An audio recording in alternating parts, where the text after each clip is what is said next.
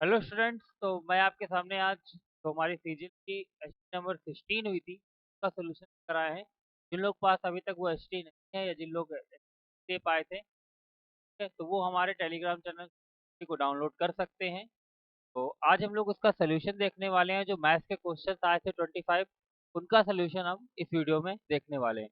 तो चलिए बिना देरी के हम लोग शुरू करते हैं और बढ़ते हैं अपने उन क्वेश्चंस की ओर जो आज की एसटी में पूछे गए थे। तो आज आप देख रहे होंगे कि आपके सामने जो पहला क्वेश्चन लिखा हुआ है वो लिखा हुआ है कि अंजलि ने अपने वेतन का 45% खरीदारी पर खर्च करने का फैसला किया। 45% किस पर फैसला किया? खरीदारी पर खर्च करने का फैसला किया। अपनी खरीदारी पूरी होने पर उसने महसूस किया कि उसने केवल 11,475 ही खर्च किए। कितने खर्च किए हैं?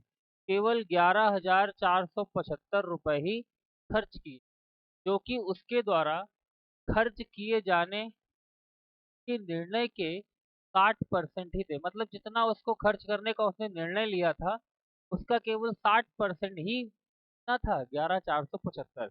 तो अंजलि का जो वेतन है वो कितना है? तो हम ये मान लेते हैं कि अंजलि का जो वेतन है वो 100 है। कितना है भाई? अंजलि का वेतन 100 रुपए है, ऐसा हमने मान लिया। अंजलि का वेतन कितना मान लिया हम लोगों ने? 100 रुपए। तो अगर अंजलि का वेतन हमने 100 ले लिया है तो उसने खर्च करने का फैसला कितना किया था? 45 रुपए। लेकिन बाद में उसे पता चला, उसने जब 11,475 खर्च किए हैं तो वो उतने खर्च किए हैं जो उसने खर्च करने का निर्णय लिया था उसका केवल 60%। तो खर्च करने का निर्णय उसने कितना लिया था? 45। अब इसका 60% ही थे, तो इसका मतलब है ये 60% यानी कि 3/5, 60% को 3/5 लिख। ये जो है ये 11,475 हमें दिया गया है। चलिए इसको सॉल्व कर लेते हैं। 5 से इसको काटिए, पहले 9 आ जाएगा। 9 से इसको काटेंगे, एक बार जाएगा आपका, 2 बचेगा 24, आपका 2 बार जाएगा, आपका बचेगा यहाँ पे 6, यहाँ पे 7 बार जाएगा आपका, ठीक है। और इसके बाद आपका बचेगा, देखिएगा अच्छे से, 11 एक कम 11, 2 बचेगा 24, 6 बचा 63, 63 के बाद आपको कितना बचेगा? 5, यानी कि 5 बार जाएगा। और कैंसिल कर लेते हैं, चौको 12 और इधर हो जाएगा आपका 425, ठीक है ना। और क्योंकि ये एक की वैल्यू आई है, हमने लेट कितना किया था? 100, तो डबल जीरो और आ जाएगा। इसका मतलब है 42500, that is answer number B. तो इस क्वेश्चन का जो सही आंसर है वो आपका आंसर बी सही होगा, 4,000 मतलब 42,500 रुपये, ठीक है ना। काफी लोगों का सही भी होगा ये, ठीक है ना। चलिए बढ़ते हैं अपने नेक्स्ट क्वेश्चन की ओर, यानी कि क्वेश्चन नंबर सेकंड की तरफ। ये क्वेश्चन अच्छा था, लिखा हुआ था 7/8, 8/11 का 13/16 -5/12 प्लस 6/11 -5/12 प्लस 7/20। थोड़ा सा टाइम टेकिंग क्वेश्चन है, आप सभी लोगों ने इसको सॉल्व किया होगा। आंसर आपको इसका बी मिला होगा, 6906,961/2904। कैसे करेंगे एक बार आप समझ लीजिए, थोड़ा सा आपको हिंट देता हूँ, बाकी आप कर लीजिए। आप क्या करिएगा, सबसे पहले यहाँ पे एलसीएम ले लीजिए।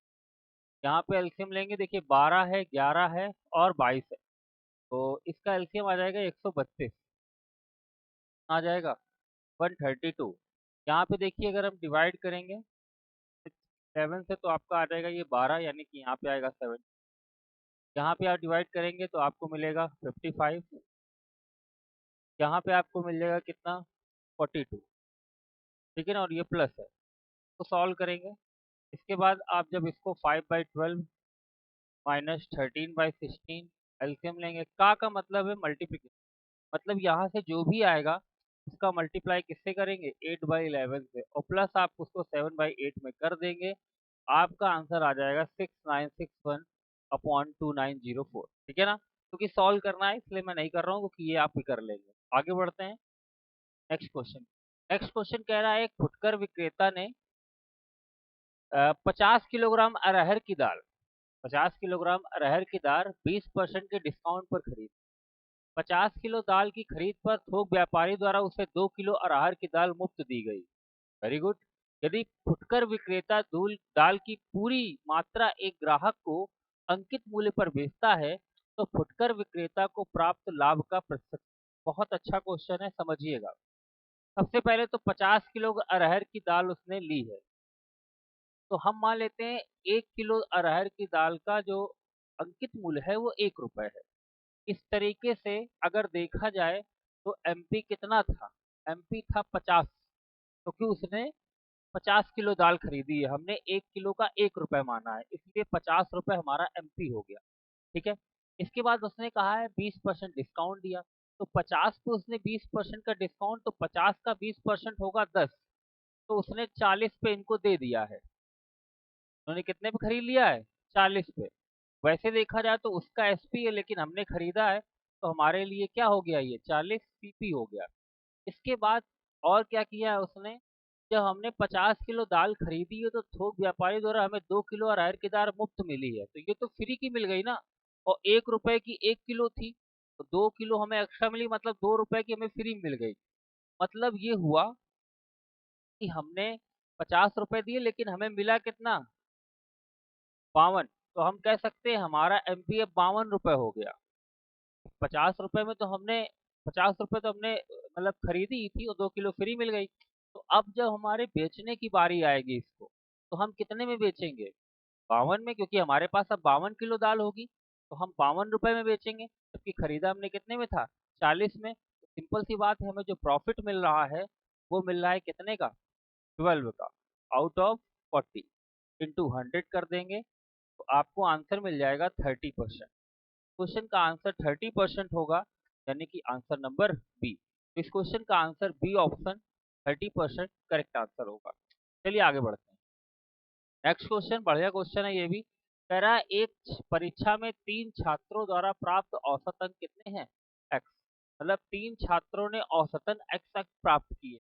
यदि एक नए छात्र के अंकों को भी उनमें शामिल कर लिया जाए, मतलब एक छात्र और आ गया, तो 3 लोग थे, अब कितने लोग हो गए, 4 लोग शामिल कर लिया गया, तो औसत अंकों में 2 की वृद्धि हो गई। मतलब एक्स था, अब कितना हो गया, x+2। तो नए छात्र द्वारा परीक्षा में प्राप्त किए गए अंक, चाहे तो आप सीधे मल्टीप्लाई करा लें क्योंकि ये औसत है, तो ये हो जाएगा 4x+8, और इसमें ये पहले वाला 3x घटा दीजिए, तो आपको नया कितना मिल जाएगा, x+8। तो नए छात्र द्वारा परीक्षा में प्राप्त अंक कितने हैं, x+8। आंसर इसका भी आप सभी लोगों ने जरूर कर लिया होगा, आंसर डी सही है, x+8। जिन लोगों ने भी इसे सॉल्व नहीं किया था वो इसे सोल्यूशन को देख सकते। चलिए आगे बढ़ते हैं नेक्स्ट क्वेश्चन के लिए। आगे कहा गया है a बराबर 50, 4 × 5 और 6+3 - 11 मतलब 1, इसका मान बताना है। ठीक है ना, अच्छा क्वेश्चन था। अब देखिए डिवाइड, यहाँ पर जो बच्चों ने यहाँ पर इसे क्या मान लिया होगा, प्लस, उनको दिक्कत आई होगी क्योंकि ये एक डिवाइड का साइन लगा हुआ है। ठीक है ना, 6/3 करेंगे 2 आएगा, 2 - 1 1 बचेगा, 1 को हम साइड में रखेंगे, a बराबर आ जाएगा 50 - 20 प्लस 1। तो देखिए ये 30 हो जाएगा, और 30 + 1 36। मतलब बिल्कुल हलवा क्वेश्चन था और ये पूरे नंबर हमको देगा, तो आंसर बी इसका 31 आपका करेक्ट आंसर हो जाएगा। चलिए हम लोग आगे बढ़ते हैं। नेक्स्ट क्वेश्चन देखिएगा, कहा गया है यदि ब्याज की दर पहले वर्ष के लिए 4% है, दूसरे वर्ष के लिए 5% है, तीसरे वर्ष के लिए 6% है, तो ब्याज वार्षिक रूप से चक्रवृद्धि होने की स्थिति में 10,000 रुपए की राशि पर 3 वर्षों का चक्रवृद्धि ब्याज ज्ञात करना है आप। तो देखिए कैसे करेंगे आप। राशि हमारे पास कितनी थी, राशि हमारे पास थी 10,000 रुपए। कितने की थी, 10,000 रुपए। हमें पहले वर्ष ब्याज कितना मिलना है, 4%। तो आप क्या करिए, 10,000 का 4%, कितना आ जाएगा भाई, 400 रुपए। इसका मतलब ये हुआ फर्स्ट ईयर में जो आपको इंटरेस्ट मिलेगा वो 400 रुपए मिलेगा। अब क्योंकि चक्रवृद्धि ब्याज और साधारण ब्याज में यही अंतर होता है कि चक्रवृद्धि ब्याज में हर वर्ष जो ब्याज मिलता है उसे मूलधन में मिला दिया जाता है, तो हम मिला देते हैं। तो अब नए साल के लिए मूलधन हमारा हो जाएगा 10,400, जिसमें हमको ब्याज अगले साल मिलना है 5%। तो इसका 5% निकाल लीजिए, मल्टीप्लाई कराएंगे 520 आ जाएगा। तो सेकेंड ईयर का जो आपका इंटरेस्ट आया वो कितना आ गया भाई, 520। अब बात करते हैं थर्ड ईयर की, तो फिर से ये 520 इसमें मिला लेंगे तो 10,920 हो जाएगा। अब इस पे हमें कितना मिलना है, 6% मिलना है। तो सॉल्व करते हैं, तो ये आपका देखिए 6 दूनी 12, यहाँ पे 2 आएगा आपका, और 54 5 हो जाएगा आपका एक, और ये आपका आ जाएगा 65, ये हो जाएगा आपका 5, ठीक है ना, इस तरीके से। तो ये 655.2 आया, कितना आ गया 655.2। अगर आप यहीं से समझ जाते 0.2 आ रहा है, तो 0.2 केवल ऑप्शन नंबर कहाँ पर है, बी में, तो आप यहीं से आंसर को मैच कर सकते हैं। क्या आप ऐड करना चाहें तो ऐड कर लीजिए, देखिए 400 हमारा ये हो गया, और 500 यानी 920 तो यही हो गया। 920 में अगर हम 655 जोड़ेंगे तो देखिए 75 तो हो ही गया है ये, भाई 20 और 55 ही 75 हो गया है, और 6 9 15, 1575 और 0.2 और, तो आंसर इसका कौन सा सही हो जाएगा, बी नंबर। चलिए आगे देखते हैं भाई, नेक्स्ट क्वेश्चन। ये भी देखिए बढ़िया क्वेश्चन था हमारा, पाई चार्ट से कहा गया है।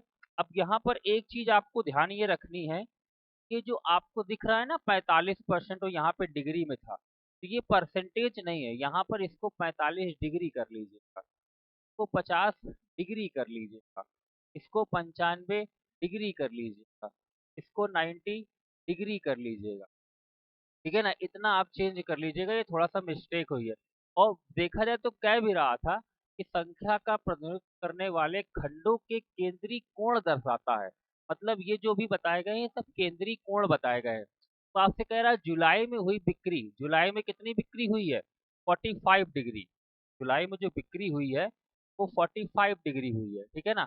40 जुलाई बिक्री से जुलाई में हुई बिक्री जुलाई से नवंबर तक, मतलब यहाँ से लेकर यहाँ तक, मतलब टोटल पूछ रहा है, तो टोटल कितना होता है एंगल 360, डिवाइड कर देंगे, इनटू कितना कर देंगे 100, ये कैंसिल कर देंगे, और इसको काट लीजिए तो ये 5 आ जाएगा, ये आ जाएगा 4, तो 50/4 12.5% हो जाएगा।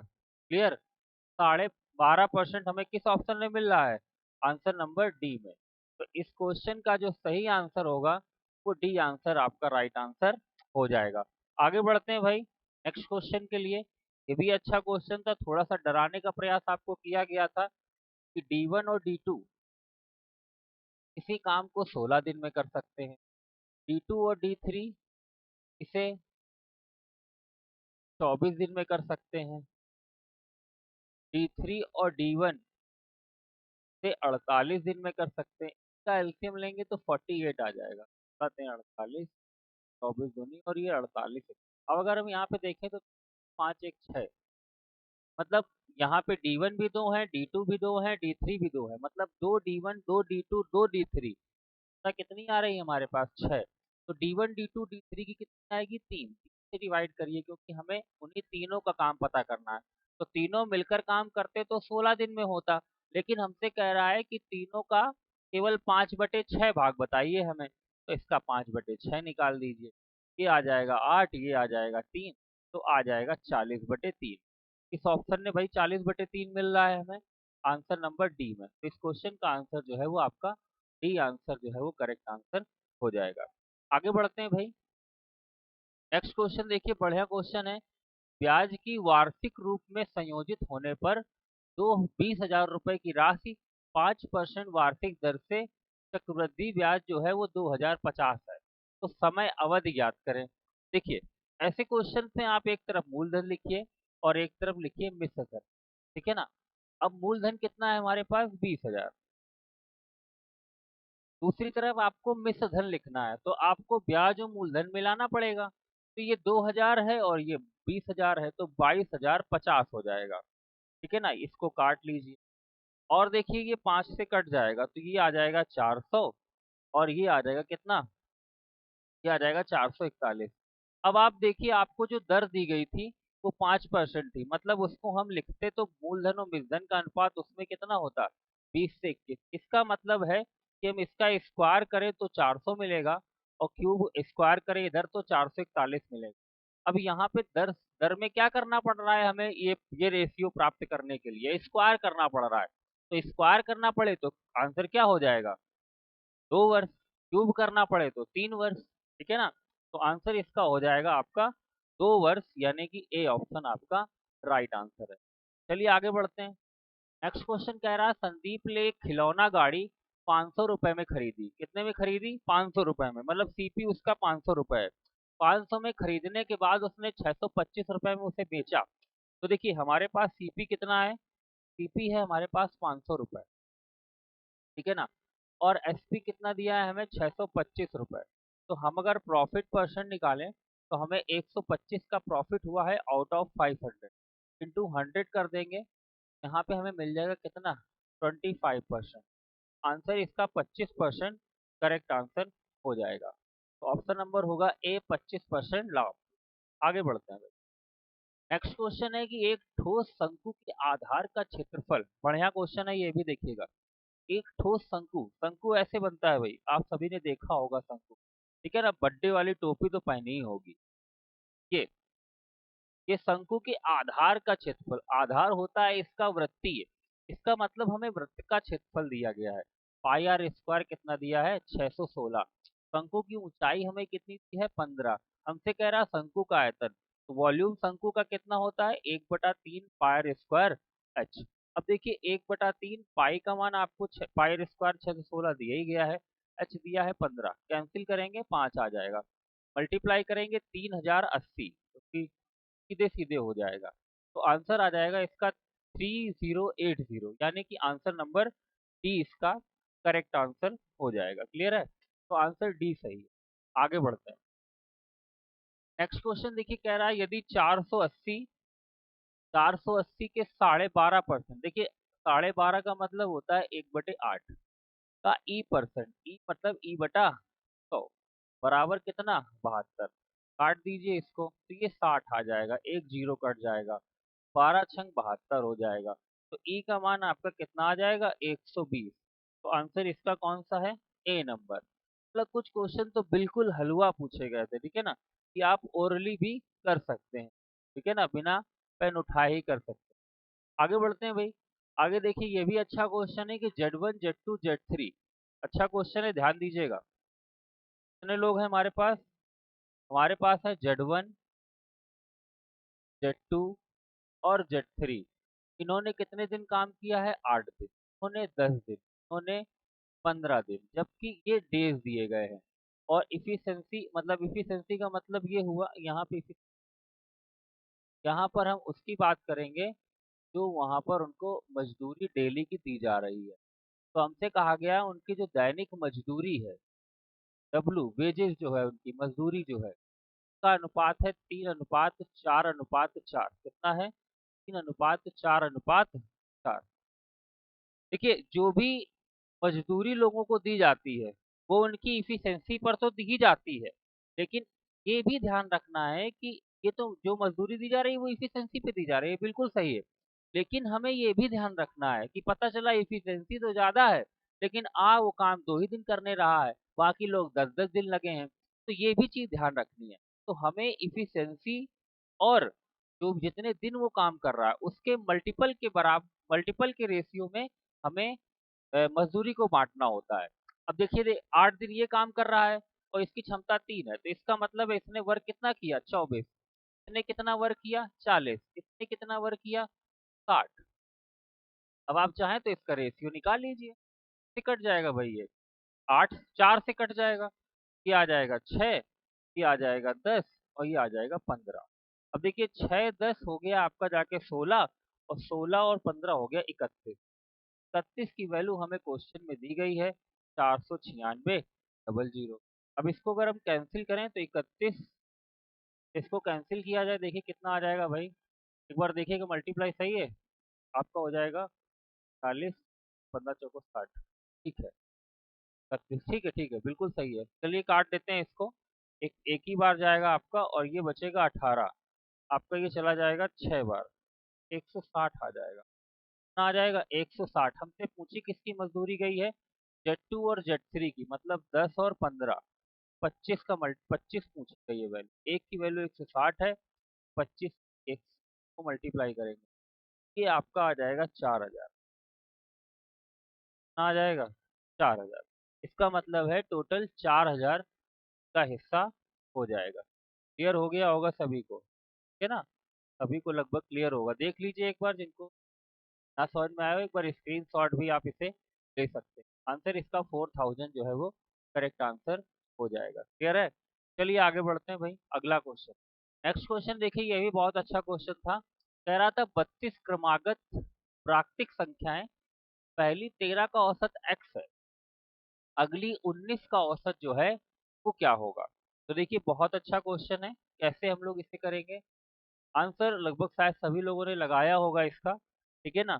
आंसर इसका हो जाएगा x+16। कैसे होगा ये, वो हम लोग अब देखेंगे। ध्यान दीजिए, 32 हमारे पास संख्याएं थी, उसका औसत कितना है हमें नहीं पता, लेकिन हमें ये पता है कि उन 32 में जो पहली 13 है उनका औसत कितना है x। तो अगर उनका हम योग निकालना चाहें तो उसका योग कितना हो जाएगा? 13x हो जाएगा, पहली 13 संख्याओं का योग। इसके बाद कहा गया अगली 19 संख्याओं का औसत क्या होगा? ये तो हमें पता नहीं है, यही तो हमें निकालना है, हमारा टारगेट है तो यही ना। अब बात ये आ रही कि 32 का हमें दिया नहीं गया तो हम इक्वल में लिखें क्या? तो आप क्या करिए, हमें एक चीज ये याद रखनी है, अगर संख्याएं क्रमागत होती हैं, कैसी होती हैं? क्रमागत होती हैं। तो जैसे मान लीजिए मैं आपसे कहता हूं कि 10 संख्याओं का औसत x है, या 13 संख्याओं का औसत x है। आगे देखिए कितनी संख्याएं बढ़ाई जा रही हैं, आगे बढ़ाई जा रही हैं 19 संख्याएं। तो 19 का आधा औसत बढ़ जाएगा। जैसे जैसे मैं आपसे कहूं कि 1 2 3 4 5, इनका औसत निकाला जाए तो अभी 3 आएगा। लेकिन अगर हम आगे की दो संख्याएं बढ़ा दें, 6 और 7, तो एवरेज जो है वो 3 में 1 जुड़ेगा। कितनी संख्याएं बढ़ाई हमने? दो। जब हम दो बढ़ाएंगे तो 1 बढ़ेगा, मतलब उसका आधा। अगर हम यहाँ पे 8 लिख दे तो 1 + 8 9, 4.5। समझ रहे हैं? कितना हो जाएगा? 1 + 8 9, 4.5, मतलब 3 से डेढ़ बढ़ रहा। मतलब जितनी संख्या बढ़ाते हैं उतना ही औसत आगे उसका आधा औसत बढ़ता जाता है। समझ पा रहे हैं? ये केवल किसमें होगा? ये केवल आपका क्रमागत संख्याओं में ही आपको देखने को मिलेगा। तो 19 संख्या बढ़ा रहे हैं, इसका मतलब है 32 का जो औसत है वो x+19/2 हो जाएगा। मल्टीप्लाई कर दीजिए तो 13x+19y बराबर 32x, प्लस यहाँ आ जाएगा 16 × 19। मल्टीप्लाई नहीं करेंगे, बाद में करेंगे, ठीक है ना? अब हमें चाहिए क्या? हमें चाहिए y। तो 19y इज इक्वल टू यहाँ पे आ जाएगा 19x प्लस 16 × 19y। 19 कॉमन लेके आप काट दीजिए तो y आपका कितना आ जाएगा? x+16। यानी कि जो 13 जो 19 संख्याओं का औसत हमने y माना था वो आ गया x+16। यही हमें लाना था, आंसर नंबर डी सही है। चलिए आगे बढ़ते हैं। अगला क्वेश्चन देखिए हमारा पार्टनरशिप से लिया गया है। एक साझे में ए बी ने 5:6 के अनुपात में निवेश किया है। 5:6 के अनुपात में पूंजी लगाई है उन लोगों ने, ठीक है ना? 8 महीने के अंत में ए ने अपनी पूंजी वापस ले ली, मतलब 8 महीने तक इसका पैसा लगा रहा, इसके बाद इसने अपनी पूंजी वापस ले ली। यदि अंतिम लाभ में उनके हिस्से का अनुपात, अपनी पूंजी कितने महीनों के लिए रखी? अब मान लेते हैं व्यापार 12 दिन उन्होंने की, तब कितने बी ने अपनी पूंजी कितने महीने के लिए रखी? अब देखिए यहाँ पर हमें ये बिल्कुल भी नहीं बताया गया है व्यापार चला कितने दिन, ना तो वार्षिक की गणना की गई है। तो भाई हम यही मानेंगे 8 ही महीने चला, क्योंकि आगे बता ही नहीं गया। भाई अगर हम ए ने अपनी पूंजी वापस ले ली है तो ए ने अपनी पूरी वापस ले ली तो 8 महीने तक उसका पैसा रहा, इनका मान लेते हैं टी महीने रहा। लेकिन लाभ को किस अनुपात में बांटा गया है? 5:9 में। तो 5 × 8/6 × t इक्वल टू 5/9। चलिए सॉल्व कर लेते हैं, ये कैंसिल हो जाएगा। 9 × 8 = 72 हो जाएगा। 72 को 6 से काट देंगे तो टी आ जाएगा 12। मतलब कि जो बी है उसने पूरा 12 महीने तक व्यापार किया है। कितने दिन किया है? 12 महीने तक व्यापार उसने पूरा कंप्लीट किया है। आगे बढ़ते हैं। नेक्स्ट क्वेश्चन देखिए, बढ़िया क्वेश्चन है ये भी, सभी लोगों को दिख रहा होगा उम्मीद करते हैं। है ना, या आप एस टी अपने निकाल के देख सकते हैं। देखिए ये मैंने दोनों एक ही तरफ लगा दिए हैं कि दिक्कत ना हो देखने में। अब कह रहा निम्न तालिका का अध्ययन करें और उसके आधार पर दिए गए प्रश्न का उत्तर दें। तालिका विभिन्न विषयों में पांच अलग अलग कॉलेजों के प्रतिशत वितरण को दर्शा रहा है, ठीक है ना। अलग अलग कॉलेजों में जो प्रतिशत वितरण किया गया है उसको यहाँ पे आपको दिखाया गया है, ठीक है ना। चलिए अब यहाँ ध्यान दीजिएगा कैसे इसे करना है। पहले तो कह रहा है कॉले कॉलेज पी और आर में गणित विषय के कुल छात्र। अब देखिए पी और आर, तो पहले पी और आर को सर्कल मार लेते हैं। एक पी को देखना है हमें, एक आर को देखना है, और कौन सा विषय देखना है, गणित हमारा सब्जेक्ट, ठीक है ना। अब कह रहा है गणित विषय में छात्र कॉलेज पी और आर के कुल छात्रों की संख्या। चलिए तो देखिए पहली चीज तो ये जो वितरण दिखाया गया है वो किसमें दिखाया गया है, पहले हमें ये पता करना है। क्या ये संख्या लिखी है या प्रतिशत लिखा है, ये ध्यान देना है। अलग ये देखिए छात्रों के प्रतिशत वितरण को दर्शाया गया है, तो बस ठीक है। इसका मतलब है कुल 8,000 लोग हैं, तो 8,000 में 30% लोग मैथ में पास हैं। तो 8,000 का 30% निकालिए भाई, कितना हो जाएगा, 2400, ठीक है ना। फिर देखिए आर में 15,000 का 40%, 6,000 हो जाएगा। मतलब टोटल 8400 लोग पास हुए हैं। इसी में बताना है पी और आर में, तो टोटल अगर देखें तो 15 और 8 कितने हो गए, 23,000 लोग हैं। 23,000 इंटू कर लेंगे 100। देखिए ये 2 जीरो इससे कट गए, एक जीरो इससे कट गया, आ गया 840। 840 बटा 23 भाग देंगे, 23 से 69, 15 बच जाएगा, 150 हो जाएगा। डिवाइड करेंगे 6 बार जाएगा, 138 हो जाएगा। हमारा बचेगा कितना, 138 मतलब 12 बचेगा। तो हम लोग आके फिर जीरो बढ़ाएंगे तो 23 पंचे 115, मतलब लगभग 36.5 हम उससे कह सकते हैं। तो हमारा आंसर होगा आंसर नंबर बी, 0.5। क्लियर है, यही इस क्वेश्चन का करेक्ट आंसर हो जाएगा। चलिए आगे बढ़ते हैं। नेक्स्ट क्वेश्चन देखिए, ये भी अच्छा क्वेश्चन था। दो संख्याओं का गुणनफल 432 है, उनका मासा 6 है, का लासा कितना होगा, ये आपसे पूछा जा रहा है। तो हम लोग ये बहुत अच्छे से जानते हैं कि दो संख्याओं का गुणनफल यानी पहली संख्या इंटू दूसरी संख्या बराबर लासा इंटू मासा होता है। तो दोनों संख्याओं का गुणनफल हमें पहले ही दे दिया गया है। इसके बाद हमें एलसीएम रखना है, वो हमें निकालना है, और एचसीएफ हमें कितना दिया है, 6। 6 से काट देंगे, 6 सत्ते 42, 6 दूनी 12। तो एलसीएम जो हो जाएगा वो कितना हो जाएगा, 72। कुछ था ही नहीं, मतलब बिल्कुल हलवा क्वेश्चन। आंसर ए सही है। आगे बढ़ते हैं। अगला कह रहा है एक 7 सेंटीमीटर कोर वाली लकड़ी के घन से, देखिए एक लकड़ी का घन है, का घन है भाई, एक लकड़ी का घन है। कि देखिए घन कैसे बनाया जाता है भाई, खाते हैं आपको बना के तरीके से। एक लकड़ी का घन है हमारे पास, का घन है लकड़ी का, ये हो बनाने जा रहे हैं हमें। ये देखिए ऐसे, ठीक है, एक लकड़ी का घन है। देखिए, एक लकड़ी का आपके पास घन हो गया, ठीक है ना, एक लकड़ी का घन है, और सबसे बड़ा लंबवृत्तीय बेलन काटा गया। अब इससे एक बेलन काटा गया, देखो बेलन जो सबसे बड़ा काटा जाएगा वो ऐसे कटेगा, मतलब जो जो वृत्त बने वो पूरे वर्ग में बने और ऐसे होगा। ये समझ पा रहे हैं सभी लोग, बेलन दिख रहा होगा आपको, इस तरीके से इससे बेलन एक काटा जाएगा। तो जो वर्ग की भुजा थी हमारे पास, जो वर्ग की भुजा हमारे पास कितनी थी 7 सेंटी, मतलब घन की भुजा जो हमें 7 सेंटीमीटर दी गई थी, उसकी हाइट भी ये 7 हो जाएगी। अब बेलन के लिए तो ये पूरा व्यास हो जाएगा उसके आधार के लिए, तो बेलन की त्रिज्या कितनी हो जाएगी, 7/2। ऊंचाई उसकी कितनी रहेगी, 7। हमसे कहा क्या गया है, बेलन को काटने के बाद जो बच रहा है भाग उसका आयतन कितना है। तो घन की भुजा कितनी है, 7। 7 का हम लोग क्यूब कर देंगे तो हमें क्या मिलेगा, बेलन घन का आयतन मिल जाएगा 343। माइनस हमें करना क्या है, माइनस हमें करना है बेलन का आयतन। तो बेलन का आयतन होता है पाई स्क्वायर एच, पाई यानी 22/7, आर का मान 7/2 इंटू 7/2, एच का मान हमें 7 दिया है। ये कैंसिल कर देते हैं, 2 से इसको काट देते हैं, 11 आ जाएगा। मल्टीप्लाई करेंगे इसको तो ये 49 इंटू 11 हो जाएगा। तो आपका कितना आ जाएगा 9, और ये आ जाएगा 539 डिवाइड बाई 2, डिवाइड करेंगे हम लोग तो ये आ जाएगा आपका 26, और ये हो जाएगा 268.5। 200, ध्यान दीजिए गलत हुआ है।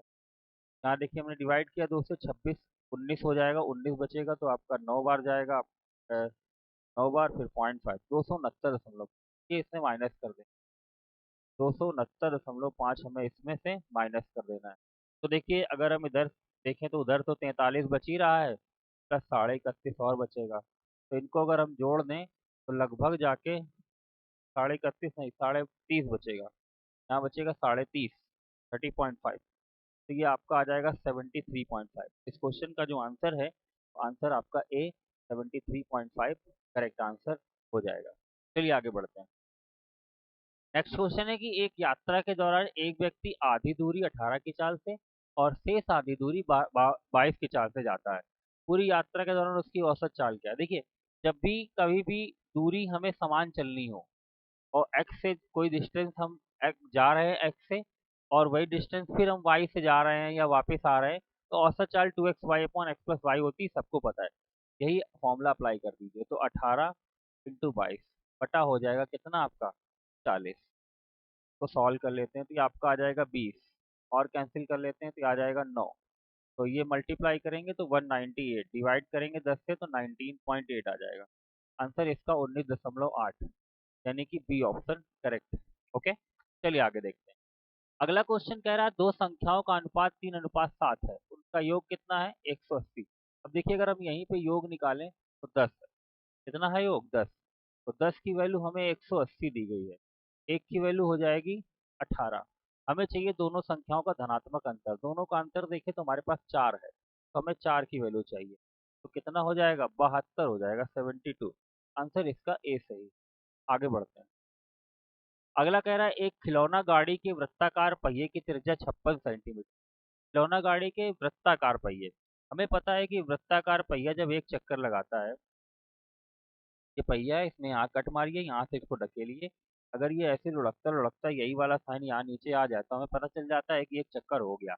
और एक चक्कर में दूरी वो कितनी चलेगा? जितनी ये डिस्टेंस होगी, यानी कि 2 पाई आर। तो एक चक्कर में 2 पाई आर, हमें पता नहीं कितने चक्कर लगाएगा, हमने मान लिया n चक्कर लगाएगा, हर चक्कर में वो 2 पाई आर चलेगा।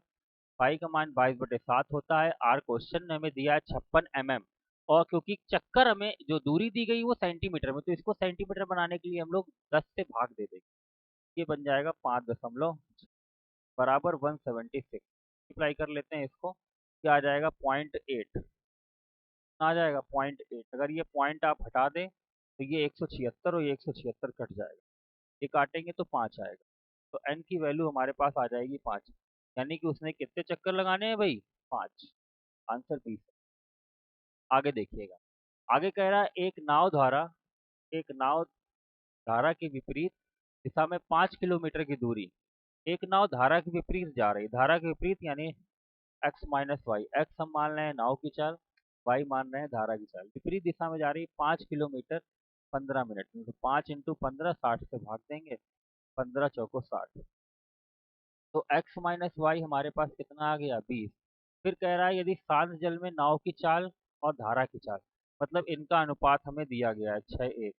6 माइनस 1 हमें 20 दिया है, मतलब 5 बराबर 20, 1 बराबर 4। तो यहाँ पे इसकी चाल कितनी आ जाएगी? 24, और धारा कितनी आ जाएगी? 4। फिर हमसे कह रहा है तो नाव धारा की दिशा में 19.6 किलोमीटर दूरी कितनी देर में चलेगी? तो ये चाल जो आई वो किलोमीटर प्रति घंटे में ही है, लेकिन धारा की दिशा में दोनों की चालें जुड़ जाएंगे। 28। अब यहाँ पे देखिए टाइम घंटे में आएगा, लेकिन हमें ऑप्शन मिनट में दिए गए। ऑप्शन कितने में दिए गए हैं? मिनट में, इसलिए हम लोग क्या कर लेंगे? मल्टीप्लाई कर लेंगे, पॉइंट हटाएंगे कैंसिल हो जाएगा। चलिए अब इसको सॉल्व कर लेते हैं हम लोग। तो ये 3 आ जाएगा, ये आ जाएगा 14, और काट लेते हैं तो 14 एकम 14। ठीक है ना? आपका यहाँ पे बचेगा कितना? 5। तो 14 चौको 56, 14 3 कितना हो जाएगा? 42। तो क्वेश्चन का आंसर क्या हो जाएगा आपका? 42 मिनट। क्लियर है? तो आंसर इसका ए ऑप्शन करेक्ट आंसर है। चलिए आगे बढ़ते हैं। ये देखिए ये भी अच्छा क्वेश्चन था, बार चार्ट से पूछा गया है। कहा गया है निम्न बार चार्ट 5 बैंकों द्वारा एक महीने में खोले गए सैकड़ों में, देखिएगा कि जितने भी लिखे हैं ये सब सैकड़े में है। मतलब 40 सैकड़ा, 45 सैकड़ा, 30 सैकड़ा, 32 सैकड़ा, 36 सैकड़े, इस तरीके से क्वेश्चन पूछा गया है। आपको समझ रहे हैं बात को? देखिए यहाँ भी लिखा हुआ है सैकड़े में। कह रहा B1 B3 B5, पहले किसकी बात है? B1 B3 B5 के प्रत्येक खाते में औसत धनराशि 500 रुपए। किसमें? B1 B3 B5। अब देखिएगा B1 मतलब 40, B3 B3 यानी 30, B5 यानी 36। अगर इनको हम सबको जोड़ें तो 106 आ रहा है। कितना आ रहा है? 106। अब ये देखिए ये 40 सैकड़ा है, ये 30 सैकड़ा है, ये 36 सैकड़ा है, ये 106 सैकड़ा है। इसका मतलब है अगर हम टोटल खाते जो जो खोले गए हैं उनको देखें तो वो कितने हैं? 10,600। इनमें नहीं कराया, बाद में करा दिया, ठीक है ना। 10,600 खाते इनने खोले हैं। फिर B2 और B4, तो B2 देखिए कितना है? B2 है 45 और B4 है 32। तो 45 और 32 आपका कितना हो जाएगा? 77। टोटल इनको हमने जोड़ा तो 77। अब ये 7700 है। कितना है? मतलब इतने खाते इन्होंने खोले हैं, ठीक है ना, और इतने B1 B3 B5 ने। फिर कह रहा है इनमें जो धनराशि है वो कितनी है? 500। तो इसमें इंटू 500 कर देना है। प्रत्येक खाते में 500 रुपए है लगभग। यहाँ पर औसत धनराशि कितनी है? 1000। समझ पा रहे हैं आप? अगर हम इनको जोड़ें तो 7700, फिर 3 जीरो और उसमें देखिए अगर हम मल्टीप्लाई करें तो 4 जीरो तो ये आ ही रहे हैं। अब 106 में जब 5 से गुणा करेंगे हम लोग तो 530 फिर आएगा।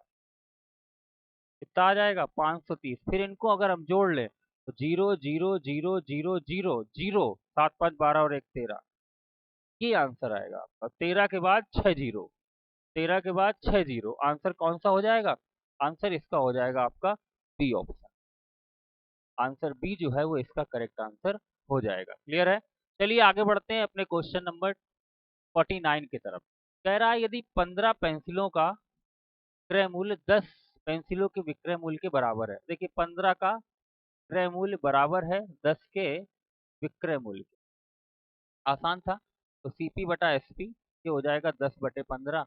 10 में खरीदा है, 15 में बेचा है, 5 का लाभ है 10 में, तो 1/2 50% लाभ। आंसर क्या हो जाएगा भाई? 50% लाभ। कुछ करना ही नहीं था, बहुआ क्वेश्चन था, ठीक है ना। मतलब इतने दिन से एसएससी की तैयारी करके अगर ये क्वेश्चन ना आए तो फिर कुछ नहीं आएगा हमें। दो बीकरों में अम्ल और जल का अनुपात दिया गया। दो बीकर है हमारे पास, ठीक है ना। एक है बीकर 1, B1 बोल देते हैं एक को, और एक को B2। इसमें अम्ल और जल, एसिड एंड वाटर का रेशियो कितना कितना दिया है? 2:3। यहाँ कितना दिया है? 3:4। यदि इन दोनों बीकरों में समान मात्रा में मिश्रण एक अन्य उभयनिष्ठ बीकर में डाला जाता है तो उभयनिष्ठ बीकर के मिश्रण में अम्ल और जल का परिणामी अनुपात क्या होगा?